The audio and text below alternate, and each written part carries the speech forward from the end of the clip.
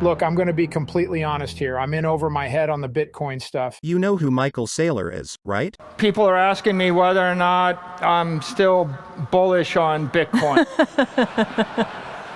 And I would like to, just clarify that I am more bullish than ever on Bitcoin. He's the CEO of Microstrategy. I don't think there's any outcome other than favorable for Bitcoin. His company was buying billions of dollars worth of Bitcoin all the way to the tippy top of the last bull cycle. Think Bitcoin was like 65K. If you want to be successful, then you adopt the Bitcoin standard. You buy Bitcoin, you hold Bitcoin, you support the Bitcoin protocol. You do not sell your Bitcoin. To say this guy is bullish on Bitcoin is an understatement. Which one's the best crypto asset? Well, Bitcoin's the best crypto asset. Okay, what's the second best? There is no second best. There's no second best crypto asset. There's a crypto asset. It's called Bitcoin, right? Right? There's no second best. I mean, Michael Saylor loves Bitcoin. He loves Bitcoin more than most people love their own mother. Nothing wrong with being into Bitcoin. I'm into Bitcoin. I love Bitcoin. I follow the cryptocurrency market every day. We post videos on this channel. This is why you subscribe, because we're into this. We keep you updated on crypto, Bitcoin, crypto, the whole market, every day. For the first time in human history, we can grant property rights to 8 billion people. That's what I think is cool. With Michael Saylor, though, it's funny. Have you ever heard Michael Saylor talk about other crypto projects? I think the best thing for the world would be if the SEC pretty much shut down all of it. It's all unethical, right? I mean, the Bitcoin position would be Bitcoin is an ethical commodity. All of these other altcoins are unregistered securities. They're all just equity tokens issued by a company in order to get around going public. They're all unregistered securities. It's unethical to promote them. It's illegal to trade them. It's securities fraud, right? That's what's going on here. Starting with Ethereum, working your way down to every other token. The complete sham Ponzi schemes, like that collapse in a hurry, like Terra Luna. Then you have crypto tokens that are unregistered securities that are perhaps somewhat pseudo-competently managed that don't collapse, but they're still unregistered securities, which makes them unethical to promote. Hey, he's right to a certain extent. I mean, there are a lot of subpar projects in cryptocurrency ranging from straight-up scams or money grabs. Hey, hey, hey. Hey, hey, hey. Hey, hey, hey. Good ideas that maybe just don't succeed, but there are many legitimate crypto projects as well. Arguably the most legitimate project in crypto besides Bitcoin is Ethereum. Crypto divides into two different categories, if you will.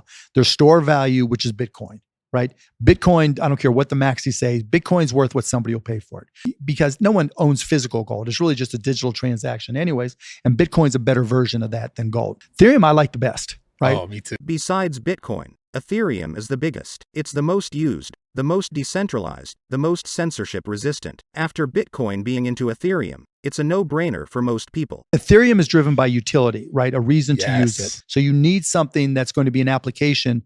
It's like if you think about the early days of the iPhone and mobile computing, and we really didn't know anything about apps, right? And it was just like, okay, what apps am I possibly going to use? Then all of a sudden Instagram's there. Social media. Man. Yeah, social media, bam, right? And now all of a sudden, okay, everybody's going to download Instagram. Every kid's going to download Snapchat. Every kid's going to download TikTok now, right? Yeah. Every kid's going to download even the YouTube app, right? And so that is utility. That forces people to use your iPhone, use the App Store, whatever. It's a great way of looking at it. Yeah. With Ethereum, it's the same type of thing. So it never made sense to me. Michael Saylor always goes so hard on Ethereum. Right, just like Ethereum is an unregistered security. It's controlled by a few people in the Ethereum Foundation and Consensus. Fair. Then here's just a like question. FTT, just like Solana. Perfect. But here's a follow-up on that, They're all Michael. unregistered securities, and they're committing securities fraud. Ethereum included. Of course. Especially Ethereum.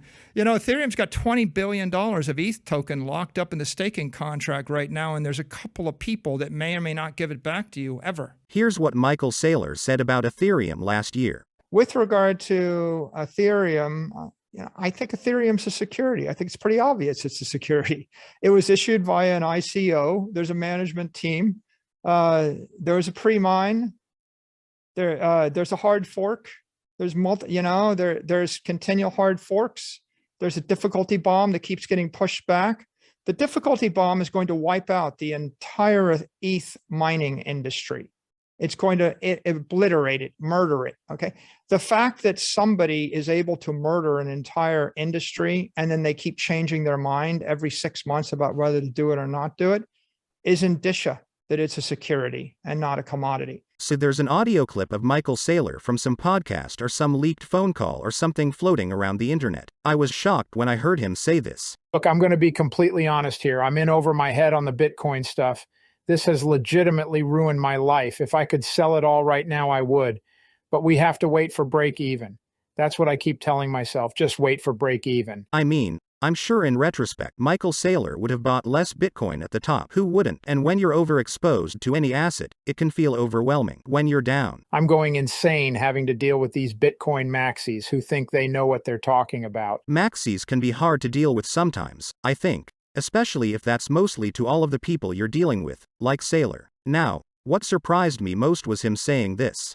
I should have bought Ethereum. I really should have. Did I hear that right? I should have bought Ethereum. I really should have. Can you believe this? I should have bought Ethereum. I really should have. If this is what he's really thinking, I think somebody needs to check on Michael Saylor. I'm praying for one more cycle, then I'm rotating all into Ethereum. Okay, let me just play you the full audio clip and you tell me in the comments section what's going on. Is this even real? Because I'm not sure. Also, does anybody know where this clip is from? Like what podcast or like what phone call is this?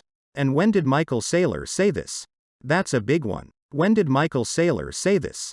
Make sure you subscribe to Crypto News for daily videos on everything going on in cryptocurrency. Tap the like button if you're still watching. Tap the like button if you're still watching. And here's the clip in full. Look, I'm going to be completely honest here. I'm in over my head on the Bitcoin stuff.